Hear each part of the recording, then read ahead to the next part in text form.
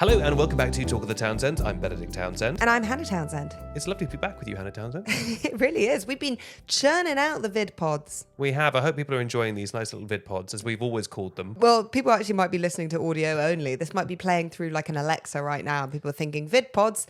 Never heard of her. And we just activated it probably by saying the name, which is a shame because we are both, well, I'll say it, nude. And if you're not watching the video, you're missing out on that. Sometimes you do jokes just for yourself. Yes, you do a lot of jokes for yourself. I do like to amuse myself. On Letterboxd, I've got, you can make lists. So there's a movie that came out, I think, last year called Here. Yeah. With Tom Hanks. And Where? No, Here. What do you like? It is Panto season. And then there's a little movie called Eternity that we're going to talk about this episode. And there's also a movie called From Here to Eternity. So I've made a letterbox list that's called From Here to Eternity to From Here to Eternity. And is it just... It's those 4 movies. Right. 3 movies? Three. 3 movies. Wow. And just for me. Just for me. Those people pressing unfollow right now. Because they're all rushing to go and follow that instead. Going to be a lot of action on that list this year. Can we talk about Eternity just a little bit? This is going to be an interview special. We've got some very fun...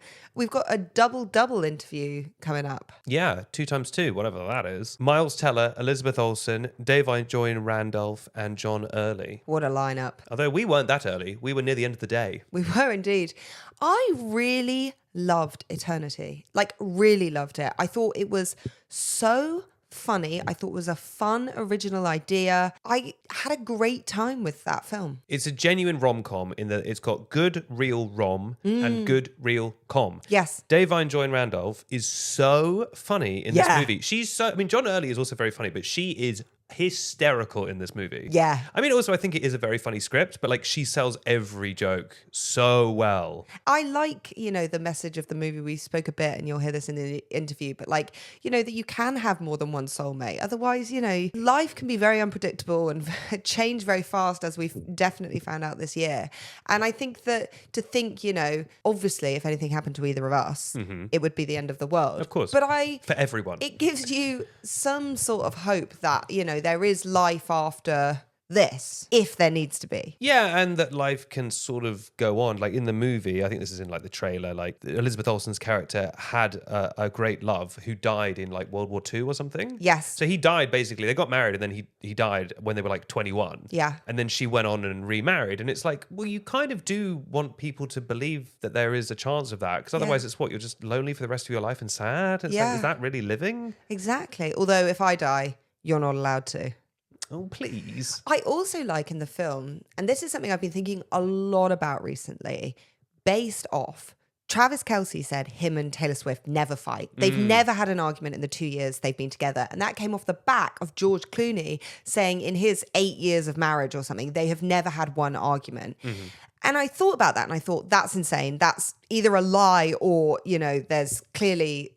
something's going on there. To me, that seems unhealthy. But the more I think about that statement, the more I think about, well, yeah, if you lived a life where a lot of things were done for you and maybe the inconveniences of, cleaning. Laundry and all of those things, the things, I think about us and the things that we stress and bicker over are the everyday chores and the boring stuff. And when you're exhausted, and it's not saying these people aren't exhausted, but having those things taken off the plate. I mean, at our core, we get on really well, right? Yeah, it's external stuff.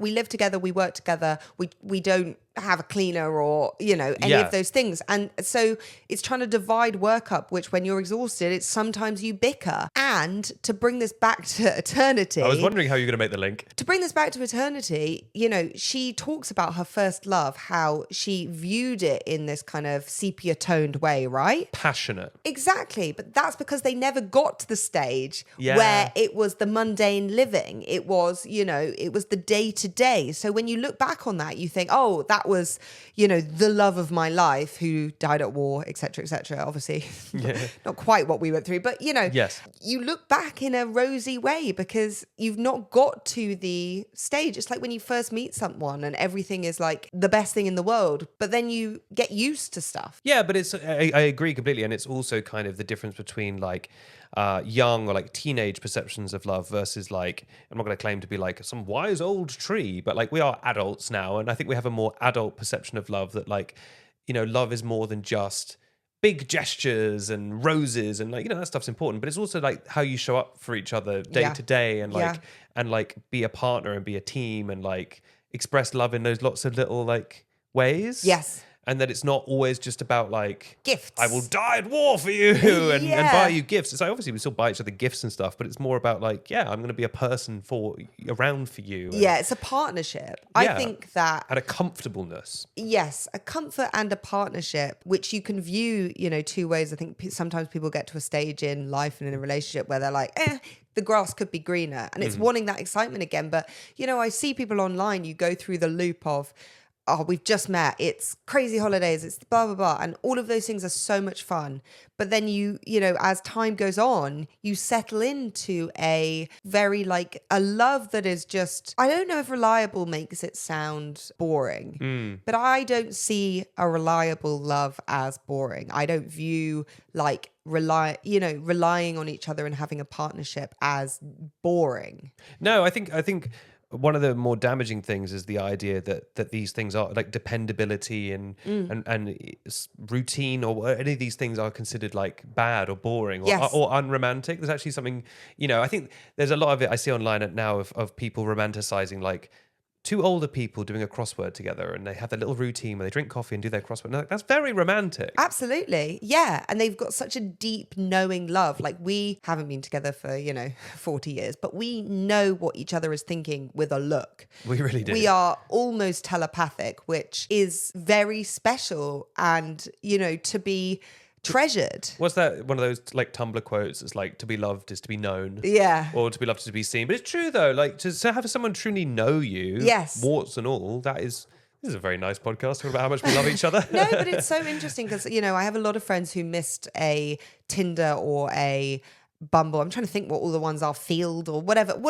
Hinge, whatever the dating app stage is. And they, people will be like, is it really fun? Is it really, it's like, no, absolutely not. And it's also, I want to make clear that just because we're in this, I'm not saying being single and dating isn't fun. Yeah, it can be great. It can be great. And those experiences can be great. And a new love can be great. It's just, I often think that a tried and tested love, but like a long-term love isn't viewed as exciting when I think it is. Yeah, I think it's a precious thing. And I think what you were, if I understand you correctly, which as we've established I do, what you were talking about with the apps thing is more the grass is greener thing, right? Of like always. People who like got in relationships and, are of a certain age or whatever and never were on the apps. They're like, oh, wouldn't it be exciting to be on the apps? I'm like, to be honest, no. Like, when I was on the apps or whatever, it's like fun sometimes when you have a date, but you don't have a date for like 95% of the time and you're just kind of scrolling around and it's boring. Well, that's your experience. I had a date every day. Or the thing of like,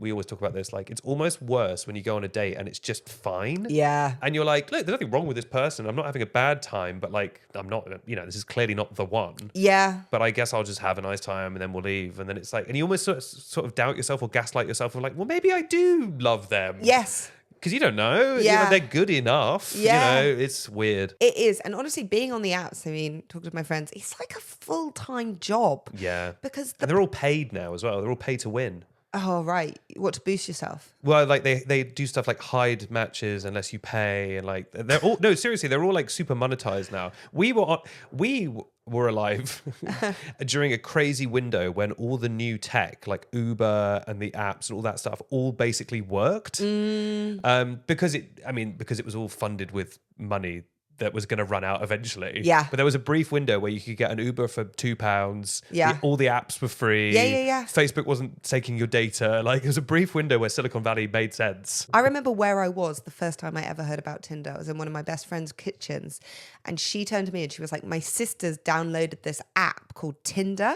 And she was like, it's like a dating app. And I was like, because my perception of dating or like online dating or whatever is like had been Plenty of Fish and all of those things. So I was in college. Yeah, had you done those things or you just knew about them? No, I just knew about them, right? And it was always in, here is an 80-year-old woman who got scammed on Plenty of Fish. That was honestly my knowledge of it. And I thought... Plenty of Fish have got to do some PR work because I only associate them with scamming, unfortunately. And they are the sponsor of today's episode. And I was like, my head when I first heard that is like, oh, is it a bit sad? Because it always been being viewed as a bit sad. And then it's crazy how quickly the perception of those things, and I think definitely, not always for the best, but in many cases for the best, because it's very difficult to meet people in this day and age. So yes, everyone wants to be in a bookshop and a book falls and someone picks it up and it's the hottest guy you've ever seen. But it's just not realistic. And, unless you want to date someone from work, it's very hard to meet someone. It's really hard to meet people. Yeah, it's so weird. Like, internet dating was this thing that everyone turned their nose up at, and then it started happening and everyone was like, oh yeah, of course. No, this makes perfect sense. Of course. I remember when I first heard about Tinder, I think I heard about it on like a podcast, and I remember it being so salacious. Yes.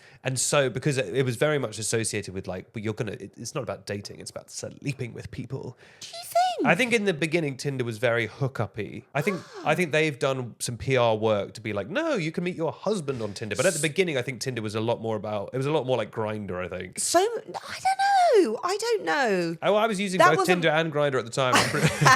My perception of Tinder definitely wasn't that. And there have been so many marriages through Tinder. Well, yeah, of course, inevitably. But I just think when it first came out, that was the rap, as I understood it. I remember when I downloaded Tinder Yesterday. And I was, again, in my friend's kitchen. She told me about it and we both downloaded it. And then we saw people we knew and we were like, that's the most embarrassing thing that's ever happened in the whole wide world. And this is coming from you, someone who was sleeping in your friend's kitchen at the time, apparently, and spending 24 hours a day there. It was all in the same conversation. The most eventful She told me about it. And then she was like, should we download it? And then we downloaded it. Or maybe she had it and I downloaded it anyway. To circle back to the movie... It's been a lovely chat, but I really, really enjoyed Eternity. Can I tell you something? Yes. I thought I might think about the movie a bit more than I have. And I don't know if I've just been super busy. And so I haven't reflected as much on my movie-going things. We also see a lot of movies. We do see a lot of movies, but when it ended, I was like, wow, this is something that's really going to stick with me. And maybe it will, and maybe it will come up in conversations more where I will use it and note it as a source for, getting back on the horse. There can be more than one love when someone's heartbroken. Dear diary. I don't know why you're so focused on this for some reason. That is the point. I think that's a really interesting thing. My vocabulary is zero today, but that's such an interesting metric to use for if a movie is good, is if it lingers with you.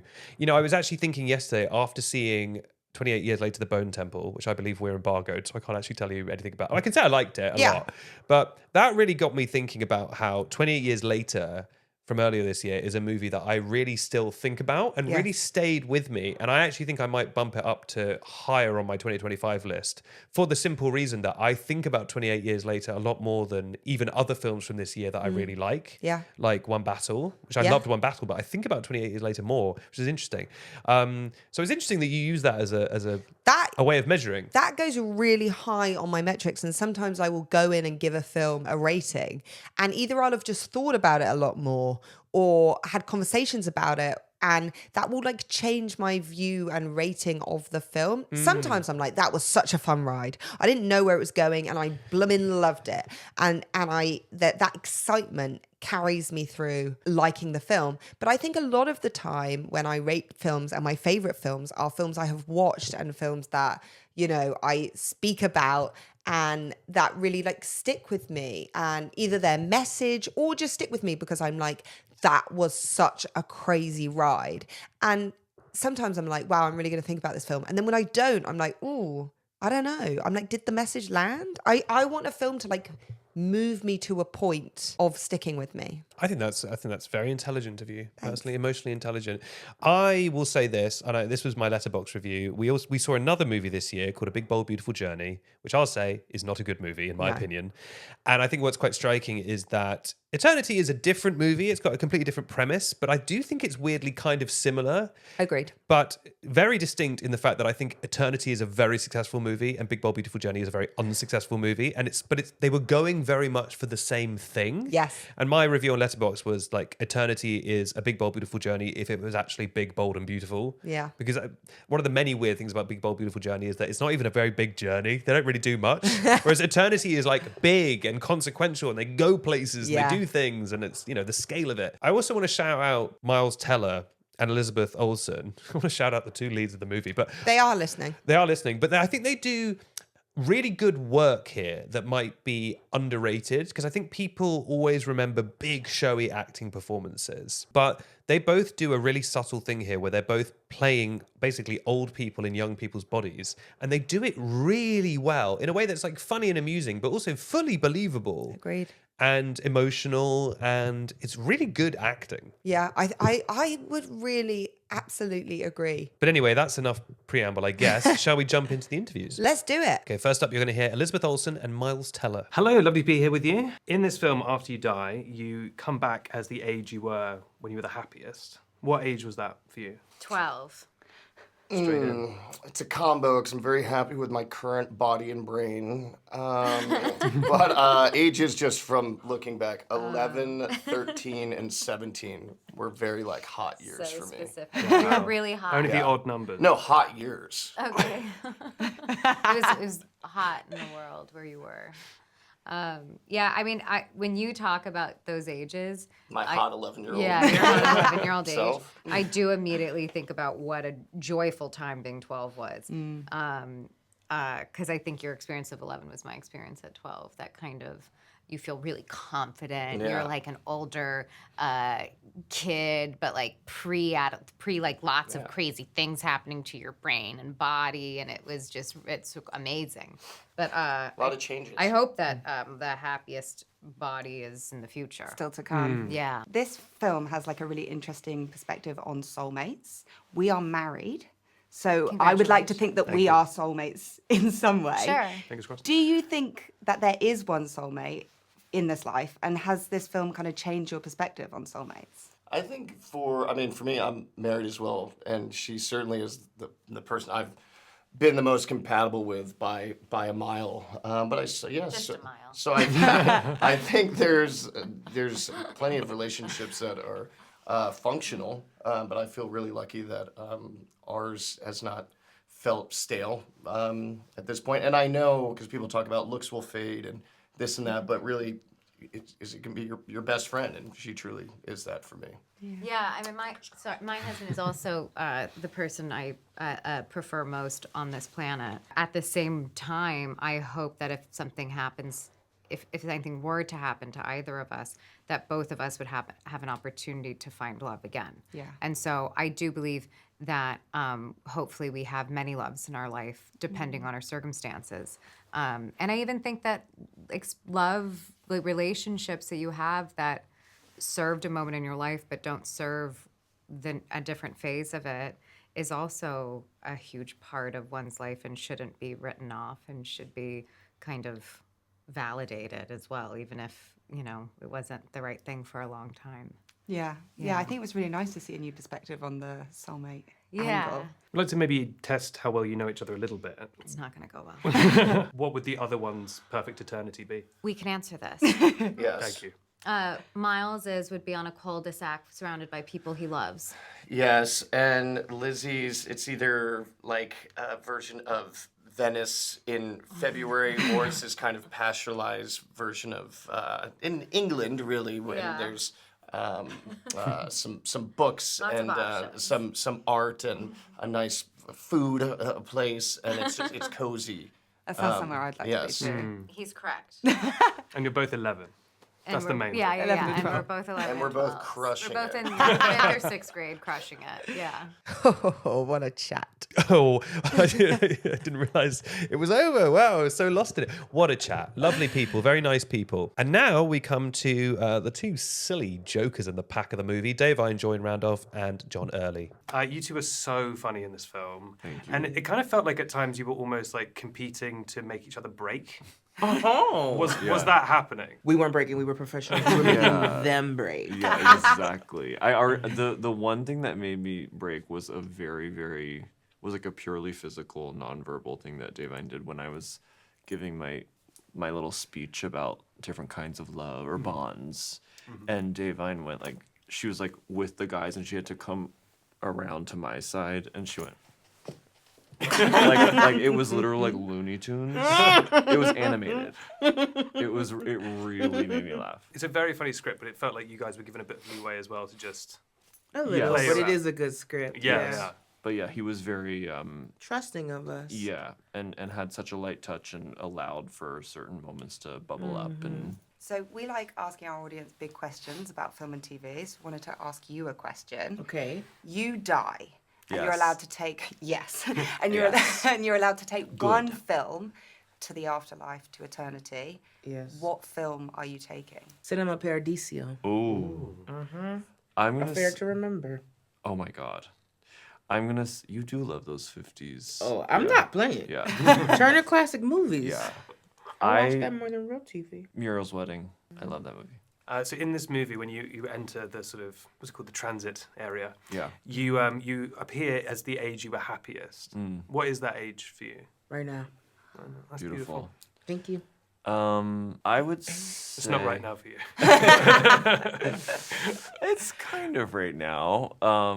I would say, when I was like starting to do comedy in New York and I had a variety show that was really, really fun. That was a fun time in my life. I think there's so much to take from this movie, and like we had such a big discussion about the film afterwards. Is there one thing you have taken from this film? The snacks from my trailer. Oh, silly. Sorry. That there are choices in life, and the most important thing is that you make them.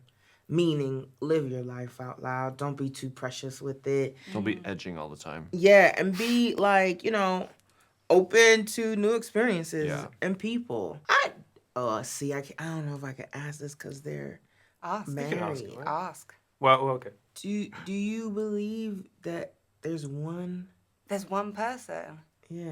See, I don't want Yeah, to and cause problems. we'll meet that person. Here's hoping. But like, you know what I mean? Like one soulmate. Yeah. That's what I like that this movie was like. Nope, there could be two. Yeah. Yeah. I buy into that. Yeah. There'd be you? multiples. Yeah, I'd like to buy into that. There's still time. Yeah, there's still time. Oh, yeah. Oh, what a chat. Ho, ho, ho. What a chat. They were so nice. And then we have it. There we have it. We would give the Talk of the Townsends official stamp of approval to the movie Eternity. I Loved find it. it to be charming. Yeah, I agree. Very charming, I would say. You've charmed me. And it was directed and, I believe, written by an Irish guy, which is nice. It was. Shout out Ireland. Shout out to anyone listening in Ireland. And there we have it. We come to the end of the pod. Thank you for listening and make sure to follow to get new episodes first. And also, Traitors is on the horizon. And we will be covering it. And we will I can't go that low. dun. Da-da-da-da. How deep can I go? Can you go down low? Goodbye, everyone. Traitors is coming.